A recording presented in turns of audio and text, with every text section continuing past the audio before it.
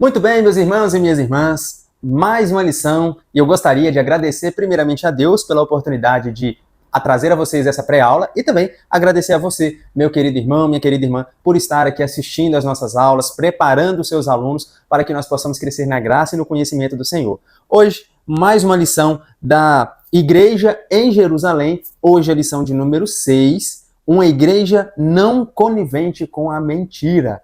Então, hoje nós vamos abordar esse assunto e eu gostaria já de convidar você, instrutor bíblico, orientador cristão, professor de EBD, que já pegue a sua lição, caneta, um lápis, já vai anotando aí no rodapé da sua lição alguns comentários que nós vamos fazer, alguns versículos que nós iremos apresentar, para que a sua aula seja uma aula ainda mais rica em informação. Isso é uma pré-aula preparando você para que antecipe o ensino aos seus alunos. E dessa forma nós vamos aprender juntos e compartilhar ainda mais a palavra do Senhor. Como já disse, uma igreja não conivente com a mentira. O textuário se encontra em Atos capítulo 5, versículo 3 e diz assim: Disse então Pedro: Ananias, por que encheu Satanás o teu coração para que mentisse ao Espírito Santo e retivesse parte do preço da herdade? Pedro, interrogando Ananias, nós vamos ver agora o cenário do capítulo 5, Pedro interrogando Ananias sobre a venda de uma herdade que chegou até o ouvido de Pedro. Verdade prática nos diz: como toda forma de engano, a mentira é pecado. Estou lendo soletradamente para que entre na sua mente e para que você ressoe aos ouvidos dos seus alunos. Como toda forma de engano, a mentira é pecado. Devemos, pois, andar sempre na luz da verdade. Leitura bíblica em classe, Atos capítulo 5, versículo 1 a 11. Nós vamos ver esse texto sobre um homem chamado Ananias e sua esposa Safira e esse triste episódio. Mas um certo varão chamado Ananias, com Safira, sua mulher, vendeu uma propriedade e reteve parte do preço, sabendo-o também sua mulher. E levando uma parte, a depositou aos pés dos apóstolos. Disse então Pedro: Ananias, por que encheu Satanás o teu coração para que mentisses ao Espírito Santo e retivestes parte do preço da herdade? Guardando-a, ficava para ti? E vendida não estava em teu poder? Porque formaste este desígnio em teu coração? Não mentistes aos homens, mas a Deus. E Ananias, ouvindo estas palavras, caiu e expirou. E um grande temor veio sobre todos os que isto ouviram. E levantando-se os jovens, cobriram o morto e, transportando-o para fora, o sepultaram. E passando um espaço quase de 3 horas, entrou também sua mulher, não sabendo o que havia acontecido. E disse-lhe Pedro: Dize-me, vendestes portanto aquela herdade? E ela disse: Sim, portanto. Então Pedro lhe disse: Por que é que entre vós vos concertastes para tentar o Espírito do Senhor? Eis aí a porta os pés dos que sepultaram o teu marido, e também te levarão a ti. E logo caiu aos seus pés e expirou. E entrando os jovens, acharam-na morta e a sepultaram junto de seu marido. E houve um grande temor em toda a igreja e em todos os que ouviram estas coisas. Palavra forte. Um texto dos primórdios da igreja, do nascimento da igreja, onde nós já vemos aqui a ação de Deus tratando do pecado. Você, querido instrutor bíblico, meu irmão, minha irmã, que está aqui, já quero convidar a você, deixe o seu comentário, compartilhe essa lição com os seus queridos, com os seus contatos, para que nós possamos compartilhar ainda mais a palavra do Senhor. Conto com o seu apoio. E agora nós vamos continuar com a lição. Aqui, meus irmãos, eu já quero colocar nessa leitura bíblica em classe, colocar alguns pontos para os irmãos, que é interessante, que nós vemos no versículo 3, Pedro dizendo assim: Por que encheu Satanás o teu coração para que mentistes ao Espírito Santo?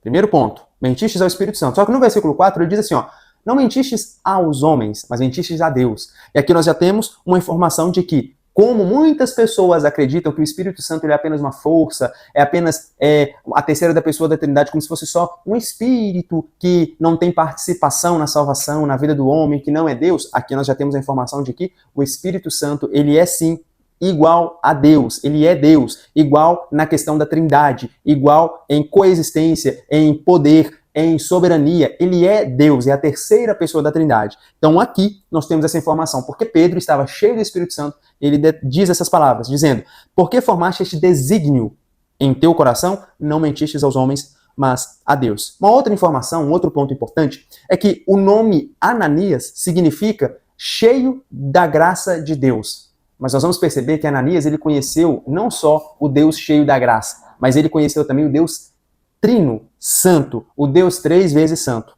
O nome de sua esposa, Safira, significa bela, mas ela se tornou feia por causa da mentira, por causa do pecado que habitou em seu coração, tornando-a, enfeiando-a, desbelezando-a, digamos assim, trazendo para que ela, aquela que outrora tinha o significado de bela, agora se tornasse feia por conta de um pecado. E um pecado que, infelizmente, hoje, em pleno século XXI, ano de 2025, muitos acolhem em seu coração como algo normal, como algo natural, como algo que, só uma mentirinha, não dá problema não, só falei uma inverdade ali, só uma meia-verdade. Lembre-se, terceiro ponto, uma meia-verdade é uma mentira completa. A verdade, ela não tem meia, ela não é metade, não é um terço, ela é completa. E aquilo que tira a verdade, ou menospreza a verdade, ou retém uma parte da verdade, se torna uma mentira por completo. Amém? Introdução diz assim: um casal aparentemente despretensioso achou que podia lucrar às custas da santidade da igreja. Nessa lição nós aprenderemos que é possível um crente não vigilante estar a serviço do diabo em vez de agir em favor do reino de Deus.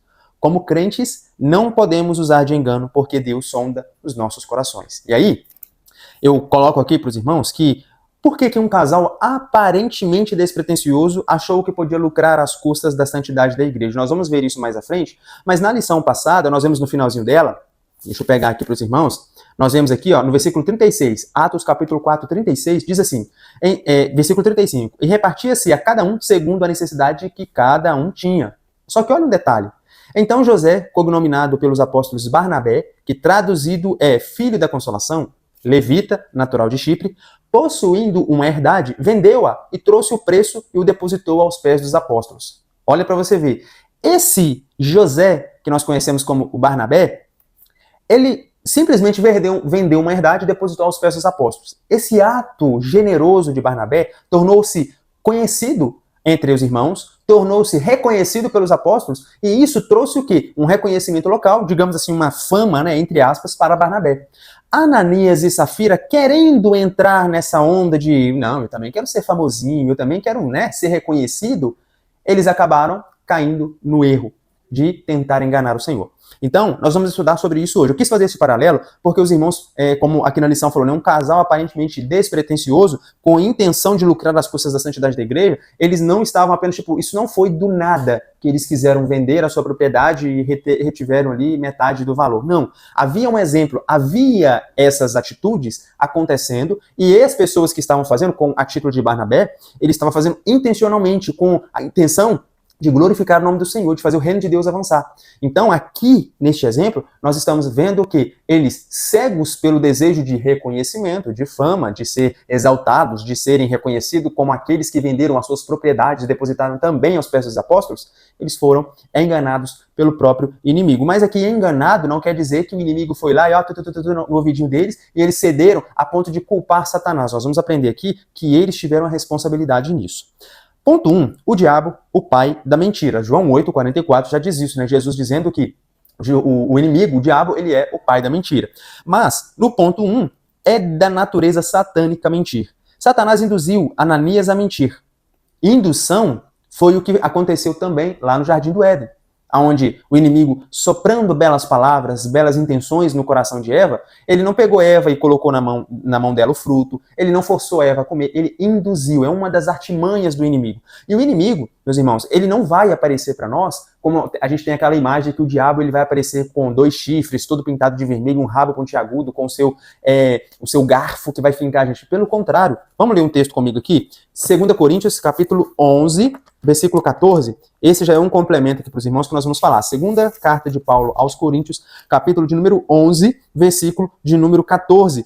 Cuidado com a lábia do diabo. Grave isso, escreva isso aí, para você disseminar entre os seus alunos. Cuidado com a lábia do diabo. O diabo, ele conversa bem, ele é um profundo conhecedor das Escrituras e é um nato enganador. Então, cuidado, vou repetir, com a lábia do diabo. Versículo 14, segunda carta de Paulo aos Coríntios, capítulo 11, versículo 14, diz assim: e essa atitude não é de admirar, pois o próprio Satanás se disfarça de anjo de luz. Portanto, não é surpresa alguma que seus serviçais finjam que são servos da justiça. O fim dessas pessoas será de acordo com o que as suas ações merecem. Vai casar perfeitamente com o nosso texto de Atos capítulo 5. o fim que Ananias e Safira tiveram foi exatamente o ato que, de acordo com as ações que eles fizeram e receberam o devido pagamento sobre esse ato. Então, o diabo ele é o pai da mentira. E a minha esposa brinca comigo, às vezes fala assim, você tá mentindo, você é filho do diabo, você não é filho de Deus. E é uma verdade, meus irmãos. Isso, às vezes, é uma historinha, é uma frase, hoje a frase ela é até amena, né? As pessoas acham isso engraçado quando falamos assim, olha, você tá mentindo, você é filho do diabo. É mesmo, não é verdade. Isso é algo seríssimo, é algo que nós deveríamos olhar para dentro de nós e falar, se nos meus lábios eu estou proferindo palavras enganosas, mentirosas, fraudulentas, palavras que não condizem com a verdade, tem alguma coisa de errado em mim, dentro de mim. Então nós precisamos prestar atenção para não sermos enganados também pelo inimigo. Jesus já havia afirmado que o diabo é o pai da mentira, como nós dissemos, João 8, versículo 44, e Satanás está por detrás de toda mentira e engano. Quero ler com os irmãos 2 Tessalonicenses, capítulo 2. Segunda carta de Paulo aos Tessalonicenses, já vai anotando aí na sua lição, no seu bloquinho de notas, 2 Tessalonicenses, capítulo 2, versículos 9 e 10. Vai falar, é um contexto falando sobre o anticristo e o seu retorno, o retorno de Jesus, né? O aparecimento do anticristo e o retorno de Jesus. Mas no versículo 9 diz assim, ora, o aparecimento desse anticristo é de acordo com a ação de Satanás, com todo o poder, com sinais e com maravilhas ilusórias, e com todas as artimanhas e engano provenientes da injustiça para os que estão perecendo, porquanto rejeitaram o amor à verdade que os poderia salvar. E aqui, esses enganos ilusórios, meus irmãos, não se enganem. Pedro, escrevendo a sua carta em 1 Pedro capítulo 5, versículo 7, o diabo anda ao derredor, bramando como leão, buscando a quem possa tragar. O que ele está dizendo? O inimigo, ele está à espreita da primeira vítima, aquele que der lugar em seu coração, em seu pensamento, em seus lábios, em seus ouvidos, em seus olhos, para que a primeira oportunidade venha e ele possa, de alguma forma, seduzir essa pessoa, enganar essa pessoa com maravilhas ilusórias. E aí, nós vemos que o inimigo é que está por trás de toda mentira. Toda mentira. O inimigo, ele é metódico. Nós vamos ver aqui, em uma das partes dessa lição, que a palavra artimanha, se não me falha a memória, que artimanha, ela vem de metodologia. Do grego, ela dá a entender a ideia do que nós hoje chamamos de método, metodologia, né? Ele é metódico, ele faz as coisas certinho para tentar enganar. No tanto, por isso que ele se revela como anjo de luz, para tentar enganar até mesmo aqueles que são do nosso meio, aqueles que são da igreja, né? Os servos do Senhor, para que de alguma forma a mensagem enganosa dele alcance um determinado coração. O diabo sempre será mentiroso e isso é uma verdade que nunca terá fim. Ele mente hoje, ele mentiu ontem, mente hoje e continuará mentindo para todo sempre. Isso é da sua própria natureza. Ponto 2, a mentira como um ardil maligno. E aqui nós estamos aprendendo sobre a mentira em si, tá, meus irmãos? O ato pecaminoso de mentir. Satanás não obrigou Ananias e Safira e nem os forçou a mentir, mas evidentemente plantou a semente do engano e da mentira em seu coração. Olha só, nós vimos em lições passadas que a igreja estava crescendo, né? Os apóstolos estavam fazendo milagres, maravilhas, curando, operando o poder de Deus, e nós vemos que o ensino estava sendo disseminado, comunhão, partir do pão, a harmonia, a doutrina dos apóstolos. Nós estávamos vendo que o crescimento da igreja estava sendo assim, ó. Na lição passada nós aprendemos que multidões eram agregadas à igreja. Ou seja, a igreja estava crescendo de uma forma muito forte, muito rápida. As perseguições, o inimigo tentou de fora para dentro, através das perseguições, destruir a igreja. Ele viu que não tinha jeito. Quanto mais batia, mais a igreja crescia. Então o que ele fez? De dentro para fora, eu vou entrar com a desonestidade. Eu vou trabalhar semeando o mal, para que dessa forma eu consiga encontrar alguma alma que esteja disposta a se tornar o meu servo. Então se a perseguição não conseguiu quebrar o coração dos cristãos, dos primeiros cristãos, né, destruir o coração e a fé deles, infelizmente, de dentro para fora, através da desonestidade, ele conseguiu encontrar o coração de alguém que estivesse aberto para suas artimanhas. Ele tentou destruir o trigo, não conseguiu. Ele começou a semear o joio no meio da igreja, no centro da igreja, no início da igreja. Então nós precisamos tomar cuidado com isso. Ele tenta destruir, não conseguiu? Então vamos trabalhar no jeito deles, vamos semear agora o joio, porque assim a gente vai tentar ganhar território. E Deus tratou corretamente disso, como nós vamos ver aqui. Então, Ananias e Safira não foram forçados pelo inimigo. O diabo não foi lá e pegou eles e falou assim, olha, vai lá, faz isso, entrega só isso. Não. A ideia começou a surgir no coração quando eles olharam para a atitude de Barnabé. Hoje tem acontecido isso. Quantos de nós, às vezes, nós olhamos, né? Eu falo assim, nós, trazendo para o pessoal mesmo. Quantas vezes hoje, com o avanço da rede social, né, hoje em dia eu consigo saber a vida do irmão que está lá na China, eu consigo saber a vida da pessoa que está lá do outro lado do mundo, e quantas das vezes nós, lá no nosso coração, você olha a pessoa, né, a lição passada falou sobre necessidades, e aí você olha, tem você passando por dificuldades, passando por necessidades, aí lá na rede social você tá ali de boa, parará, navegando, né, rolando feed infinito que nunca acaba, você vê lá um crente, um irmão, que tá lá só na bênção, nossa, tá comendo as picanhas, tá morando num casão, tá trocando de casa, tá trocando de carro. Isso é uma oportunidade que o inimigo pode achar, uma brecha, de colocar em seu coração o quê? Rapaz, eu também quero isso. Eu também quero ter esse reconhecimento, quero ter essa fama, quero ter esses bens, né? A inveja começa a ir brotando. O inimigo, ele tem as suas artimanhas, meus irmãos. E por isso, nós precisamos estar vigilantes. Em vários momentos aqui dessa lição, o comentarista, pastor José Gonçalves, ele vai descrever assim, ó, vigiemos. Exatamente por isso. Porque o inimigo, ele não vai pegar na nossa mão, ele não vai forçar, nos obrigar. Ele coloca a semente, e uma semente plantada, ela certamente, se tratada, se regada, se cuidada e se minada corretamente, ela vai crescer. E crescendo ela vai produzir frutos. Não para a glória de Deus, mas para a glória do inimigo. Para que, ao invés de Deus ser glorificado, para a nossa condenação. Muito cuidado. Então, próprio Paulo, lá em Efésios 4:27, ele fala assim, ó, irmãos, não deis lugar ao diabo. Não deis brecha ao diabo. Vigiem, tomem cuidado. Não deis lugar ao diabo. Fugir da aparência do mal.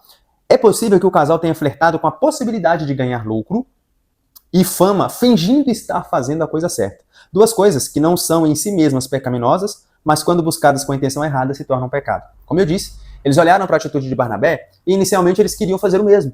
Só que a ideia de fazer o mesmo iria ter que entregar tudo, né? Porque Barnabé, ele vendeu sua herdade e entregou tudo aos pés dos apóstolos. Só que aí veio o seguinte, cara, eu posso vender essa herdade aqui. Só que vamos fazer o seguinte, vamos pegar, um exemplo, né? Vamos pegar metade e a gente entrega metade. E a gente fala que deu tudo. A gente vai ser reconhecido, né? A gente vai ganhar fama, reconhecimento. Nossa, Ananias e Safiras deram, venderam aquela casão, aquela mansão que eles tinham ali, pertinho de Jerusalém, e agora entregou tudo aos pés dos apóstolos, você viu? Queriam ganhar fama e reconhecimento. São duas ações que elas, bem intencionadas, não são pecaminosas. Você querer ganhar o lucro, né, com o seu trabalho, com o seu suor, é digno, o trabalhador é digno do seu salário. E a fama, se você estiver fazendo ela sem a intenção, né, a segunda intenção de ser ovacionado, deusificado, um semideus nessa terra, são atitudes louváveis, são atitudes que em si não são pecado. Mas no caso de Ananias e Safira, isso se tornou um pecado gravíssimo, porque deixaram entrar no seu coração o ganho do lucro de forma indevida, tentando fazer a coisa certa, mas de forma errada, vender uma herdade.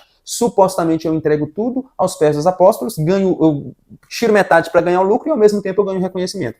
Cortado, foram extirpados, foram retirados o sopro de vida da vida deles, porque, infelizmente, eles cometeram e caíram num ardil maligno, o pecado da mentira.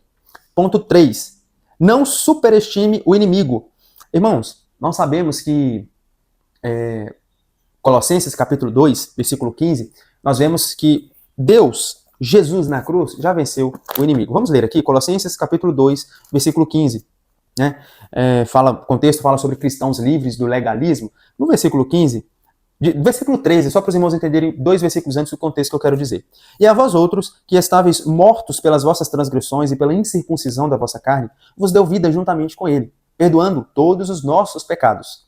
E cancelou a escrita de dívida, que consistia em ordenanças e que nos era contrária. Ele a removeu completamente, pregando-a na cruz. A dívida, né, a carta de dívida que nós tínhamos, foi pregada na cruz. Ó, tetelestai, está consumado, está pago. O preço cobrado foi ofertado. Mas olha o versículo 15. E despojando as autoridades e poderes malignos, fez deles um espetáculo público, triunfando sobre todos eles na cruz. Olha isso. Vitória sobre o inimigo. Aqui nós já temos uma amostra do que Jesus fez contra o inimigo. O inimigo, nós não podemos superestimá-lo. Tipo, nossa, o inimigo ele é poderosíssimo, que temos que tomar cuidado. Não, meus irmãos. O inimigo ele já foi derrotado. O que nós temos que tomar cuidado é com as artimanhas, com as intenções malignas que ele tenta disseminar em nosso coração. Ele tem poder? Tem poder. A Bíblia vai descrever que ele tem poder sobre, né, essa esfera. O mundo jaz no maligno, sobre a esfera, o globo terrestre, ele tem poderes. O sistema está nas mãos do inimigo. Lutero, eu gosto muito de uma frase para os irmãos entenderem. Lutero, ele diz que Satanás, ele é o cachorrinho de Deus que está na coleira. Entenda que tem todo um contexto dessa frase, né? Obviamente, aqui eu estou soltando uma frase aleatória para os irmãos entenderem, uma frase já com um efeito.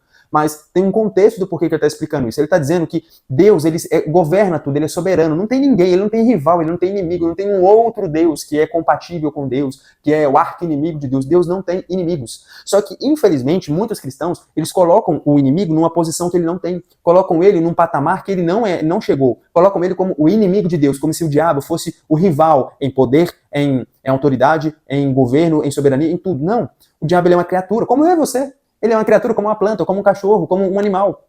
Ele é uma criatura de Deus. E aí, ao explicar isso, Martinho Lutero diz, um exemplo, o inimigo, ele é um cachorrinho de Deus, que está na coleira.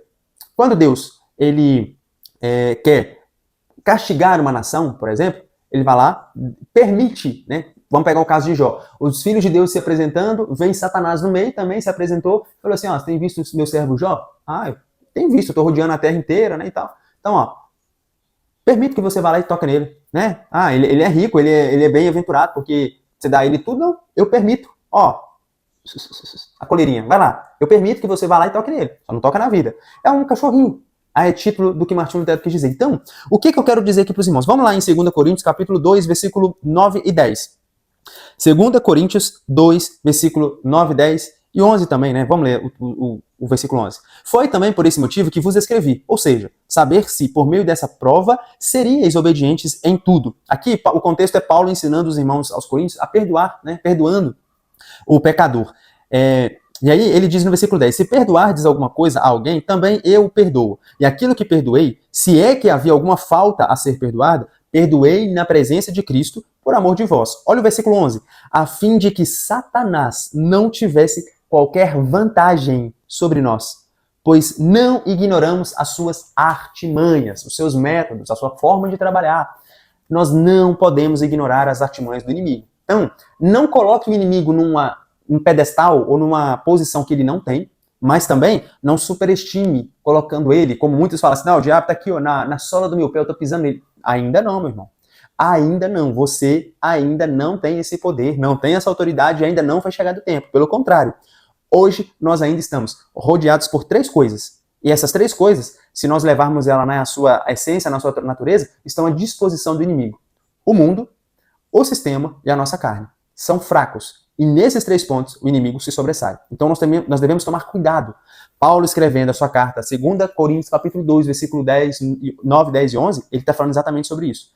Não vos enganem, não fiquem despreparados. O inimigo não tem uma posição elevada, mas ele também não é ali uma formiguinha que você pode ir lá e pisar nele, não. Não deem lugar ao diabo. O diabo é meticuloso e trabalha metodicamente para enganar os cristãos. Então aqui, ó, a palavra, lá em Efésios 6, na verdade a palavra não era artimanha, eram as astutas ciladas do inimigo. Na verdade, vai dar no mesmo. Em Efésios 6, Paulo ele orienta os cristãos a vestirem a armadura de Deus. Por que eu tenho que vestir a armadura de Deus? Obviamente, porque você tem um inimigo. O diabo não é inimigo de Deus, ele é o nosso inimigo, o inimigo do povo de Deus. Se você tem um inimigo, você está em uma guerra, você precisa se preparar. Como que você prepara para a guerra? Vestindo uma armadura. Então, Efésios 6 vai falar sobre a armadura de Deus. E lá ele fala, estejais preparado contra as astutas artimanhas, ciladas do inimigo. Essa palavra astutas, do grego, ela é a palavra nossa em português, método. Então, o diabo ele é metódico. Ele tenta de todas as formas, ó. Tenta jogar um dardo inflamado aqui na cabeça. Não, peraí, não tô conseguindo porque ele vestiu o capacete da salvação. Ó, vou tentar jogar aqui no coração. Ó, ele não conseguiu porque ele tá com a couraça da justiça. Entende, meus irmãos? Preparo. Se prepare. O seu inimigo, ele é invisível, mas ele não é impotente. Ele é poderoso e nós, humanos, dependemos de Deus, dependemos de Cristo e dependemos do Espírito Santo para conseguirmos vencer as astutas ciladas do inimigo.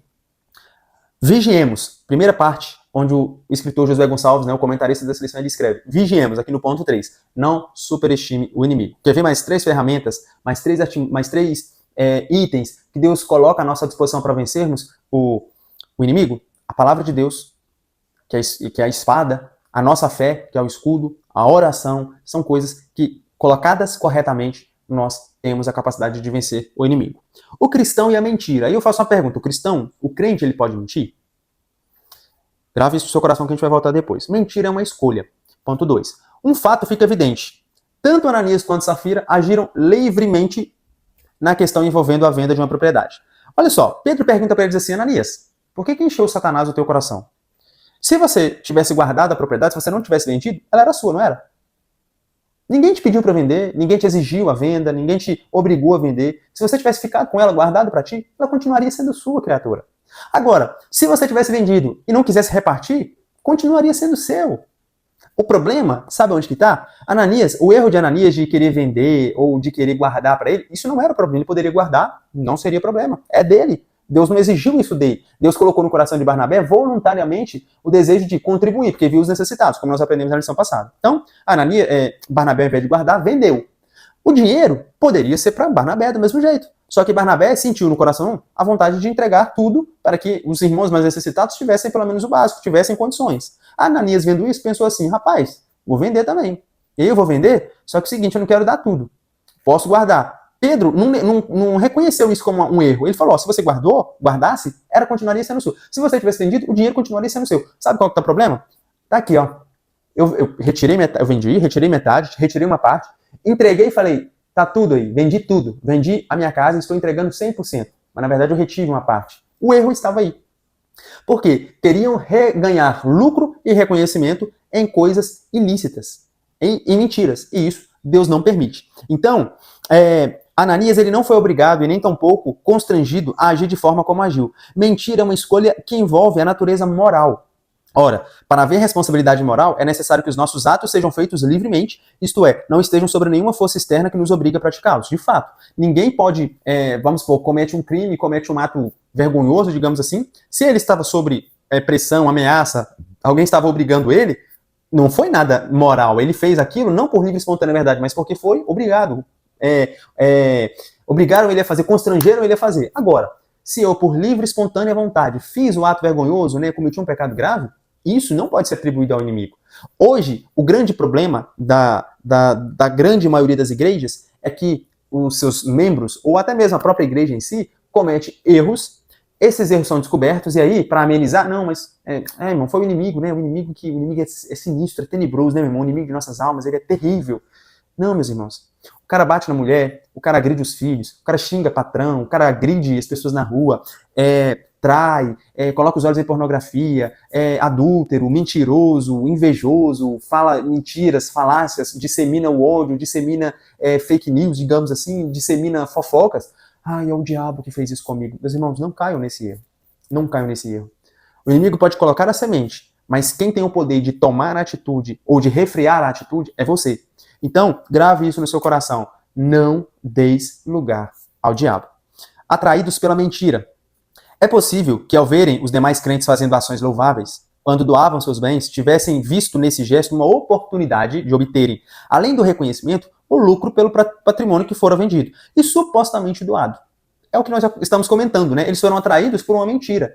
Eles acharam que simplesmente, se eu vendesse, retirasse uma parte e entregasse tudo, estaria tudo resolvido, né? Ninguém ia saber, era só eu e minha esposa, né? Era só eu e Safira, ninguém ia descobrir que a gente estava mentindo. Só que ali eles esqueceram que havia alguém que não tem lugar, não tem circunstância, não tem ambiente que possa ocultar ou esconder dos olhos de fogo, dos olhos do nosso Senhor. Não tem. A mesma coisa acontece nos dias de hoje. Quero já fazer um complemento. Tome cuidado com as coisas que você faz. Meus irmãos, é muito comum jovens, né, casados. Hoje a prostituição, a pornografia está muito fácil, está muito livre, está acessível demais nas nossas mãos. Então, tomem cuidado para não caírem no erro de Ananias e Safira, achando que, só entre nós dois aqui, vamos combinar o seguinte, nós vendemos por tanto, mas nós vamos pegar uma parte e vamos falar que vendemos por tanto, tá? Só entre nós dois. Ninguém tá vendo, né? Olhou para a esquerda, olhou para a direita, olhou para frente, olhou para trás. Não esquece de olhar para cima não, meu irmão. Lá em cima tem alguém que tá vendo, você no quarto, escuro, tudo fechado, sua esposa não tá no quarto, sua namorada não está no quarto, seus pais não estão em casa, mas Deus está vendo o que você está fazendo. E aí tem um livro muito interessante chamado Quem é Você Quando Ninguém Está Vendo? Eu recomendo esse livro, leia esse livro. Quem é você quando ninguém está vendo? Quem foi Ananias e Safira quando ninguém estava vendo? Se passaram por cristãos perfeitos. Uau! Ananias e Safira venderam as propriedades, doaram tudo pro meio evangélico, né? Colocaram nos pés dos apóstolos com a intenção de fazer com que os necessitados tivessem a dignidade, o básico. Eles iriam receber esse reconhecimento. Mas esqueceram que, olhando ao redor e ao derredor, aos quatro cantos, não viu ninguém, esqueceram de olhar para cima. E aí, caíram no seu próprio engano, no seu próprio erro. Tá? Mentir tem consequências, terceiro ponto. Antes de se praticar, aqui é mais um conselho. Qualquer ação de natureza pecaminosa, é necessário pensar nas consequências que isso produzirá. Como nós estamos dizendo, só complementando então essa parte, cuidado, meus irmãos. Hoje tudo está muito fácil, muito acessível. Num clique, num abrir de página, num rolar de um feed, nós conseguimos agir e fazer coisas que talvez naquele momento, isso aqui é legal, vai suprir minha necessidade, vai matar o meu desejo, mas isso está entristecendo o coração de Deus e, mais importante, isso pode trazer, né, não que entristecer o coração de Deus não seja importante, mas o que eu quero dizer é o seguinte, entristecer o coração de Deus, né, pensando humanamente, mas né, Deus me perdoa depois. Mas o que eu quero dizer é, as consequências elas virão. As consequências por atos serão recebidas de alguma forma. Então, muito cuidado, não deis lugar ao diabo, vigiemos. Mais uma vez aqui, o escritor escreve, vigiemos. Anota isso no seu bloquinho de notas, na sua lição. Vigiemos em letras garrafais, para que essa palavra possa ser disseminada no meio dos seus alunos, para que a vigilância possa estar em primeiro lugar. Nós precisamos tomar cuidado, porque aqui a mentira teve consequência. Hoje, a mentira também tem consequências. Hoje, o adultério tem suas consequências, a agressão tem suas consequências, e a agressão aqui em todos os seus âmbitos, física, psicológica, todos os tipos de agressão. Tá, meus irmãos? Terceiro e último ponto, caminhando para o fim, a igreja que repele a mentira. Então, no primeiro ponto, nós vimos falando o diabo sendo o inimigo nosso e o pai da mentira. No segundo ponto, nós vemos que o cristão e a mentira, e aqui nós vemos que o cristão ele pode sim mentir se ele decidir dar lugar a isso, ele pode mentir. E em terceiro ponto, a igreja que repele a mentira. Como nós dissemos lá no início, de fora para dentro, o inimigo tentou com a perseguição, e ele viu que não deu resultados. Então, de dentro para fora, ele começa a sua disseminação, a sua forma de combater, de atacar. Tentou destruir o trigo, não conseguiu, vamos semear o joio. Mas aí, a igreja que repele a mentira é uma igreja preparada, uma igreja temente. Olha só, quando Lucas está escrevendo, ele escreve em dois momentos. Eu vou até voltar aqui no texto bíblico para mostrar. No versículo 5, diz assim, olha, assim que Ananias faleceu, né, Ananias, ouvindo essas palavras, caiu e expirou. O que aconteceu? Olha o que Lucas registra no versículo 5. E um grande temor veio sobre todos os que isto ouviram. Beleza. Aí um pouquinho mais à frente, alguns versículos à frente, passado 3 horas aproximadamente, vem Safira, né, e é conivente com aquela mentira, ela compactua com aquela mentira e reafirma isso para Pedro. Só que aí a Bíblia vai descrever isso no versículo 10, 5 versículos apenas. E logo caiu aos seus pés e expirou. E entrando os jovens acharam-na morta e a sepultaram junto de seu marido. E houve um grande temor em toda a igreja e em todos os que ouviram estas coisas. Então, a igreja que repele a mentira é uma igreja que, diante do pecado, ela se atemoriza. E atemorizar aqui não é ter medo, é ter respeito, reverência. De que sentido? Deus tratou com o pecado e isso trouxe temor àquela igreja. Lembra, meus irmãos, nós estamos falando do nascedouro da igreja primitiva. A igreja estava nos seus passinhos ali, engatinhando ainda. Se Deus não tratasse isso agora, aqui, nessa ocasião, pecados maiores poderiam se infiltrar no meio da igreja e poderia causar mais problemas.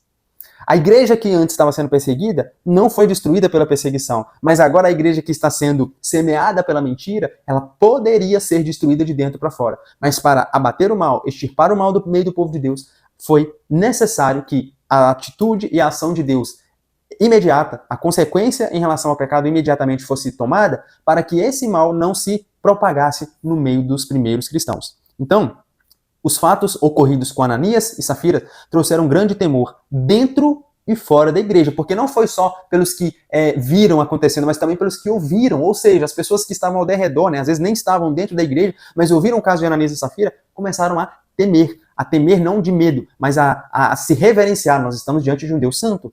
Nós não podemos brincar com um Deus 3 vezes santo. Tá? E aqui eu reforço. O nome Ananias significa Ananias, cheio da graça de Deus. Ananias não conseguiu ficar cheio da graça de Deus, e aí ele conheceu o Deus 3 vezes santo. Temos que tomar muito cuidado com isso. E aí, muitas vezes essa palavra é traduzida com o sentido de medo. Contudo, aqui nesse contexto, o sentido é de reverência e respeito, como em Atos 2:43. Se Deus não tivesse usado Pedro para parar o intento daquele casal, o pecado teria entrado na primeira igreja e, sem dúvida, causado danos irreparáveis. Ninguém pode agir na igreja de Deus da forma que achar mais conveniente, pensando que não estará sujeito ao julgamento divino. Infelizmente, século XXI, aproximadamente 2000 anos depois desse ato, nós vemos que hoje muitos estão dentro da igreja ou tratando a igreja de forma conveniente a si. Hoje as pessoas não querem mais se adequar à Bíblia. É a Bíblia que tem que se adequar às pessoas. Não querem se adequar à igreja de Cristo. E aqui igreja, não estou falando entre quatro paredes, tá? Mas é a igreja que tem que se adequar aos meus padrões, à minha moral, à minha personalidade, à minha pessoa. Isso traz consequências. Isso está trazendo consequências. Isso está sendo visível nos dias de hoje. Nós vemos aí igrejas... Cada aberração, abominação que nós vemos, que tem causado escândalo no meio evangélico. Mas uma coisa eu digo para os irmãos. A igreja de Cristo, a igreja universal, invisível, essa continua firme, essa continua retendo a firme palavra de Deus, essa continua afrontando o inferno, essa continua prevalecendo e continua crescendo. Tá? Essa não tem bandeira, não tem placa, não tem rosto, não tem cor, não tem estrutura. Essa, ela é simplesmente a igreja universal de Cristo Jesus em todos os lugares. E por fim, uma igreja forte. Mais uma vez, Lucas destaca aqui, a gente continua lendo o contexto, muitos sinais e prodígios estavam sendo feitos entre os irmãos pelas mãos dos apóstolos. Isso mostra o quê? Uma igreja santa, que trata o pecado como pecado e não arranja desculpas para justificá-lo, é uma igreja forte. Hoje, pegando o complemento, e já andando no mesmo trilhar que nós estamos caminhando, nós vemos que hoje as pessoas não querem mais tratar o pecado, as igrejas não querem mais tratar o pecado. Não se prega mais contra o pecado, não se prega mais sobre o céu, não se prega mais sobre as doutrinas bíblicas, as doutrinas da graça.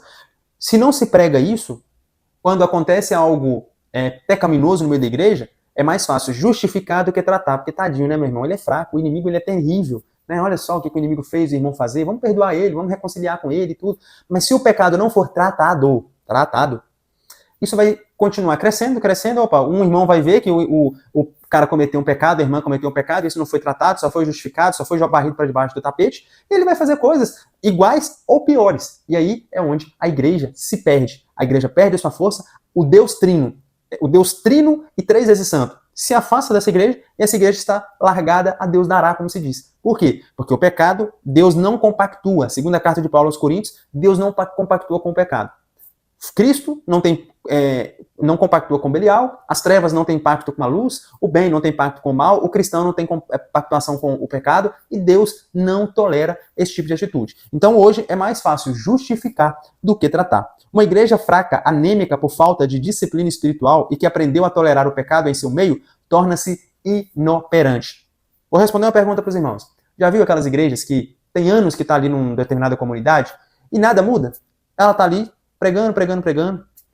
As pessoas não se convertem, não se arrependem, nada acontece, não tem mover, não tem maravilhas, não tem operação de milagres, não tem o Espírito Santo, as pessoas não têm interesse de crescer, não têm interesse de aprender de Deus, não têm vontade, os ímpios cada vez mais ímpios, a cidade, em vez de transformar-se em luz, está começando a transformar-se em trevas também. Qual é a resposta para isso? Uma igreja inoperante, conivente com o pecado, que justifica ao invés de tratar. Então, essa igreja se torna ineficaz, fraca, anêmica, e a palavra usada aqui no contexto, inoperante. Tem o caso de 2 Paulo, ele tratando um caso na igreja em Corintos, um irmão da igreja que estava convivendo com a sua madrasta, tendo relações sexuais, e os irmãos ali, tranquilo, não, deixa ele aí, não tem problema nenhum. Paulo fala assim, meus irmãos, o negócio é o seguinte, acabou a justificativa, acabou essa ideia de ficar varrendo para debaixo do tapete, vamos cortá-lo, extirpá-lo do nosso meio. Entrega ele para Satanás, digamos assim, É muito mal interpretado, e eu não tenho tempo aqui para explicar isso, sobre entregar para Satanás, mas não é tipo assim, vamos devolver ele lá para o inferno, tá? Vamos condenar ele no inferno. Não é isso não, meu irmão. Não é isso. Em rápidas palavras, Paulo, quando ele fala assim, entregar para Satanás, ele está dizendo o seguinte, se a igreja não está tratando dele, o inimigo vai tratar. O inimigo ele vai reconhecer o seu erro lá fora, porque ele vai começar, se a igreja tiver o seu poder operante, santo e tudo, quando nós tirarmos ele da igreja, ele vai reconhecer de alguma forma que eu fiz da minha vida? O que eu fui arrumar na minha vida? Porque se ele está dentro de uma igreja que ele não é tratado, estão passando a mão no pecadinho de estimação dele, estão sendo conivente com o seu pecadinho de estimação, e não estão tratando, só jogando para debaixo do pano, ele está dentro da igreja de boa, digamos assim, tá confortável aqui, tá muito bom. Quando você tira e entrega ele para Satanás no contexto de Paulo, a Bíblia vai descrever lá na 2ª carta de Paulo aos Coríntios, que Paulo fala assim, meus irmãos, recebam novamente ele, porque ele entendeu. Ele se arrependeu, ele se converteu, ele parou de praticar tais atos, ele foi tratado.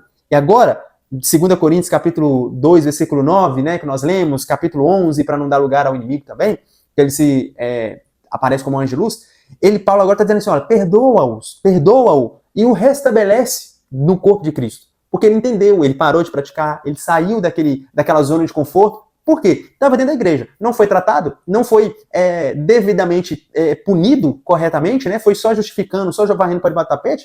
Que mudança que a pessoa vai querer fazer? Então hoje dentro das igrejas, o cara está mentindo. Ninguém está tratando isso. O cara está batendo na mulher, ninguém está tratando isso. O cara está agredindo os filhos, xingando palavrão, contando mentira, dando calote nas pessoas. Tá tendo má conduta no trabalho. E ninguém, a igreja aqui agora, a administração, né, os irmãos, os pastores, os líderes, não estão vendo isso e tratando, tá só varrendo para debaixo do tapete, essa pessoa não vai querer mudar. Tá cômodo, tá confortável, tá bom demais. E isso vai dando lugar para que mais e mais irmãos, vendo a injustiça no meio da igreja acontecendo, ninguém tá fazendo nada, tá todo mundo fazendo vista grossa, mais e mais irmãos vão fazer o mesmo, igual ou pior. E aí, mais uma vez, uma igreja fraca e anêmica, que não trata o pecado, que é conivente com o pecado, se torna uma igreja inoperante. Por fim, meus irmãos, quero agradecer você que chegou até aqui, obrigado.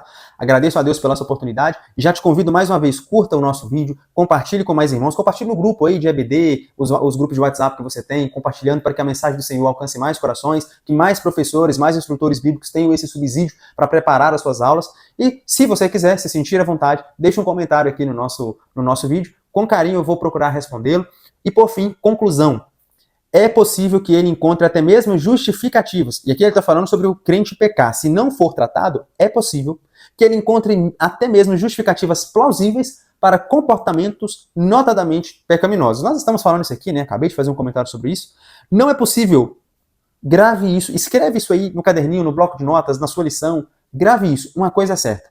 Não é possível escapar do juízo divino. Seja o juízo imediato, seja o juízo tardio, seja o juízo do porvir, não é possível escapar do juízo divino. Gálatas, Paulo escrevendo Gálatas 6, ele diz assim, irmão, não vos engane, de Deus não se zomba. Tudo aquilo que o homem plantar, isso também colherá. No caso da igreja de Jerusalém, o juízo divino veio de forma rápida e precisa. Contudo, como no caso de Corinto, o apóstolo Paulo cobrou uma ação enérgica, como já comentado, por parte da igreja que havia se tornado tolerante em relação ao comportamento pecaminoso de um crente. Lá em 1 Coríntios, capítulo 5, vai falar sobre isso. Por isso, fica um alerta. Ninguém é capaz de enganar a Deus. Amém, meus irmãos? Agradeço a todos que até aqui puderam participar. Deus abençoe sua semana, Deus abençoe sua aula. E se Deus permitir, semana que vem estaremos aí com mais uma lição. Fiquem na paz.